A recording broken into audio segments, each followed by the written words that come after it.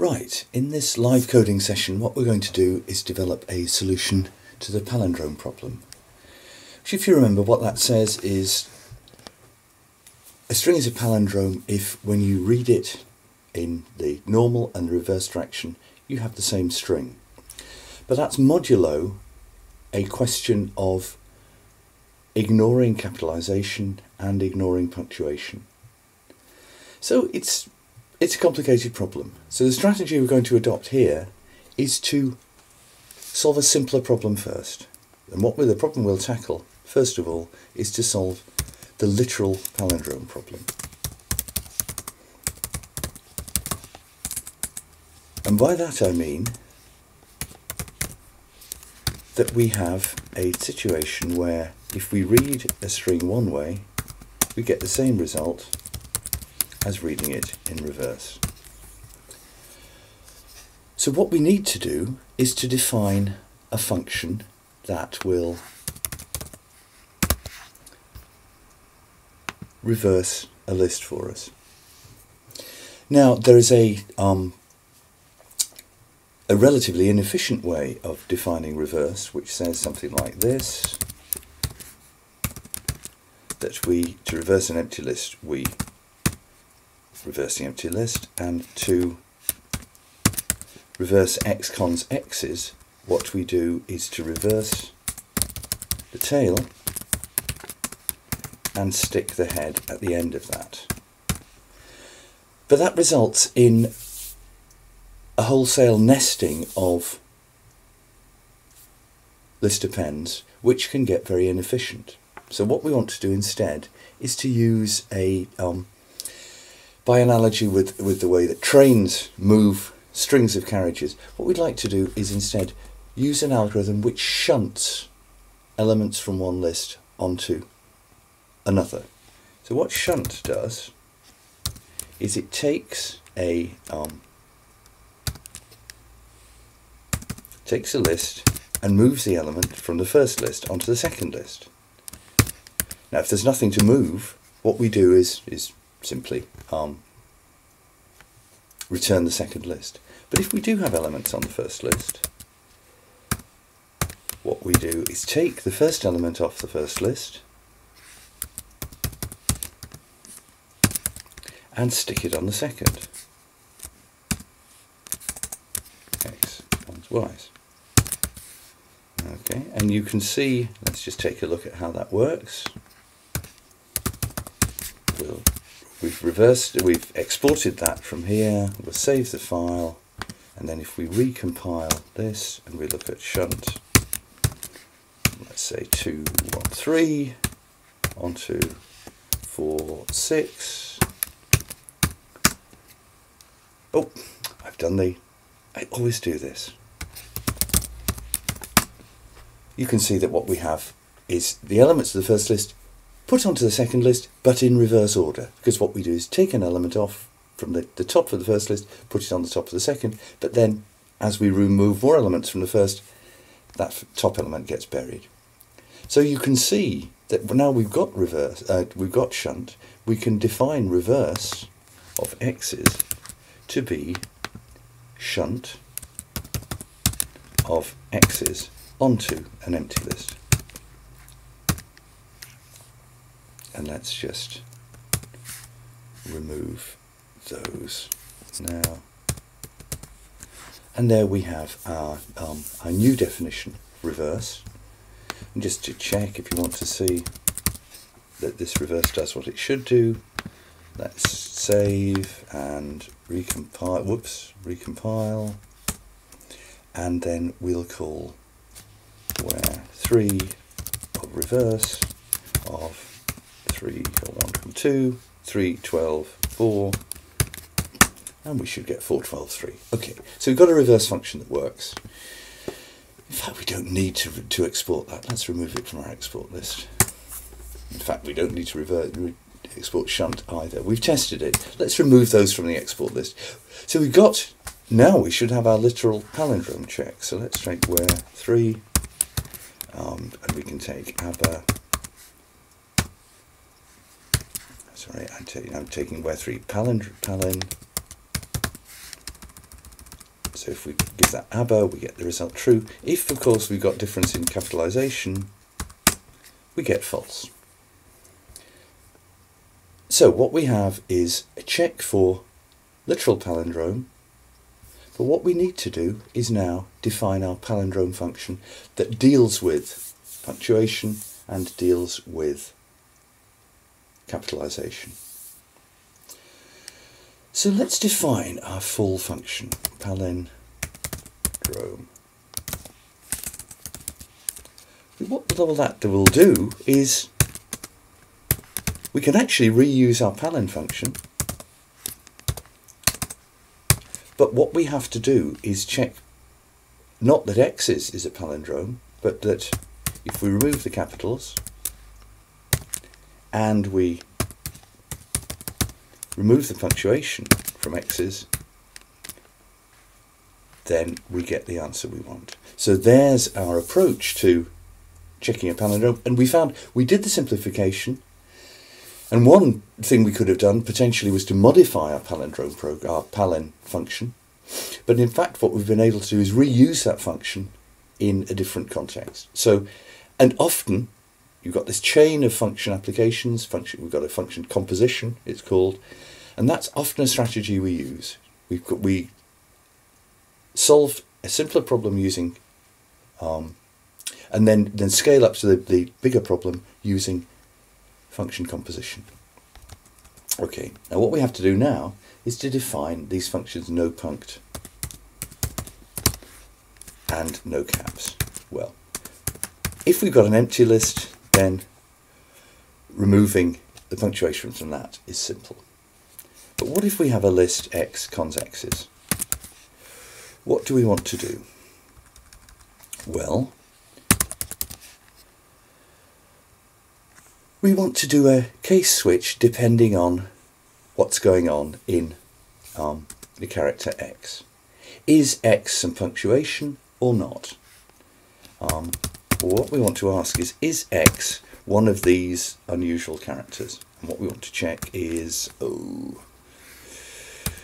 want to check to see whether it's an element of this list, and it could be full stop or comma or backslash, or it could be semicolon or colon or tab or new line. So there's our white space, our punctuation. Oh, we've lost a space there. In fact, that's what I meant. We've got a space there. If that's true, then we throw out our character x. So we just return no punctuation x's. Otherwise, if it's false, x is not a punctuation character, so we include it in the result.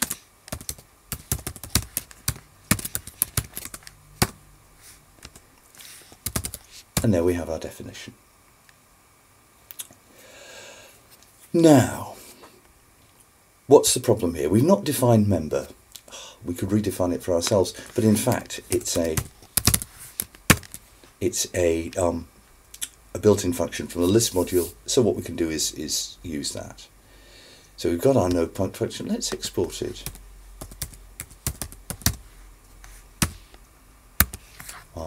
And then we can see what that does. What we can also do is define our no caps, and let's do that. Let's do that next. What do we want to do with no caps? What we did in no punct was to remove elements. We were doing a filtering operation. We were removing selectively some elements of the list. What we're doing in no caps is to transform every element in a particular way. What we want to do here is, if there are no elements in the list, no elements, let's have a look. If we have x cons x's, what we want to do here is say, well, we want to transform x so that it's not a capital, and then we want to transform x's in exactly the same way. So we have that pattern of applying no cap to the first element and then applying no caps to the remainder. That's all fine. And we're doing this development where we write functions that we want to define into definitions as we do it, but we still haven't defined no cap yet. So what we have to do with no cap is something like this. We take an element x and we check, is x a capital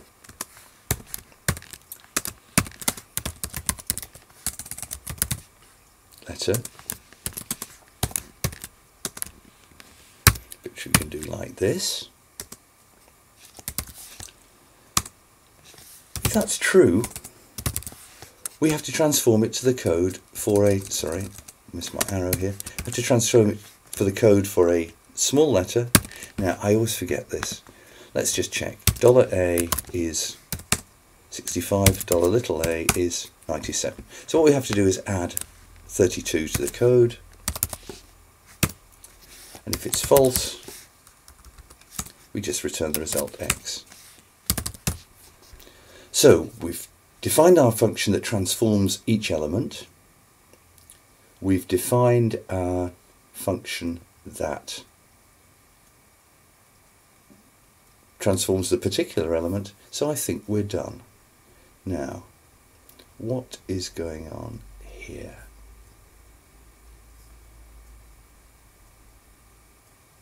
We have a problem. Let's just save everything. We're not exporting anything, that's not a problem. But we have a problem up here. We have a syntax error. Oh, we have a syntax error. Why? Because I've not got enough parentheses. And that, oh, and we haven't, now we have a problem. Palindrome. We haven't exported Palindrome 1. Okay, so now we should be in a situation where we can check. 3. Compile it again. Did I save it? Probably didn't. Let's compile it again. Yes, okay, that's fine. Now what we want to do is check our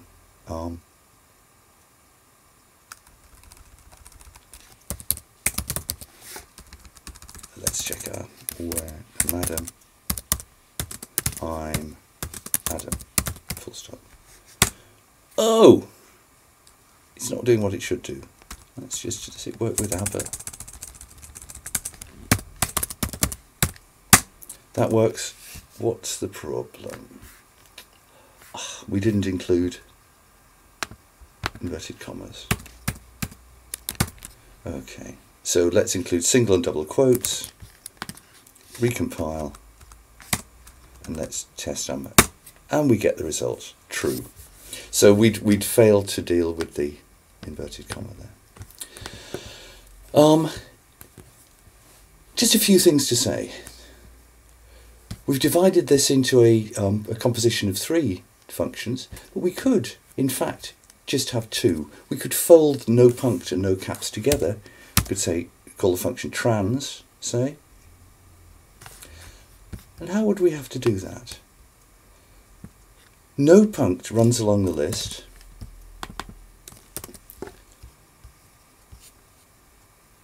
Throwing out elements selectively. And if an element isn't a punctuation character, we just return it as it is, like this. Whereas no caps runs along the list, transforming every element.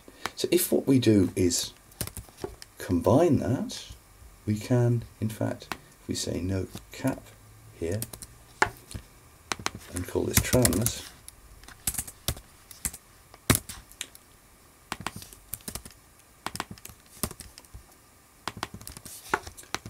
we should get the same result as we did before.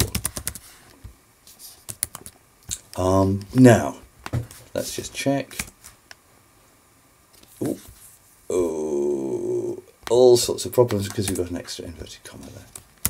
Let's try that again. No caps is unused. That's true because we don't use it any longer. And let's just check.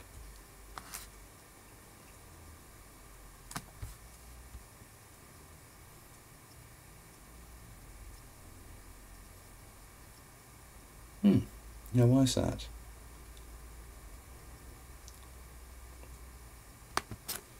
Save that again. Did I compile it? Yes. So what's our problem here? Ah, here's our problem. I thought I'd transformed the whole function. I hadn't. I didn't change the recursive call there. So, oh, the perils of live coding. Let's try this again. Yes, that works now. So, what we have done here is we can remove no punct and no caps, but you can see that actually it's rather harder to see what's going on in here. We've folded that no cap in here to the transformation, so we're both removing elements and changing the capitalization.